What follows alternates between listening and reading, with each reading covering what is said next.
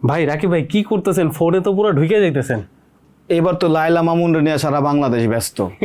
লায়লা মামুনের Right. ঝগড়াই সবাই দেখে, কিন্তু লায়লার যে একটা কষ্ট আছে সেটা কি কেউ দেখে? ও কিসের কষ্ট হয় ওর? এই যে দেখেন তার পর্দার কি অবস্থা, যার কারণে সে বেডশিট দিয়ে সে কি করছে, জানলাতে প্রোটেকশন ঢেকে দিচ্ছে। রাখছে। সে কতটা কষ্টের ভিতরে আছে, এটা যদি আপনি ফিল না করেন আপনি কিভাবে হবে? সবাই ঝগড়া দেখে, আমি দেখি তার কার্টেন।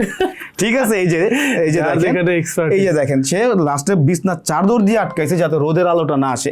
এখন এখানে হচ্ছে ব্ল্যাক আউট চেক করতে হবে এভাবে লাইট দিয়ে, যাতে অন্ধকার যে আপনি বুঝবেন আপনার রুমকে ডার্কনেস করবে কিভাবে।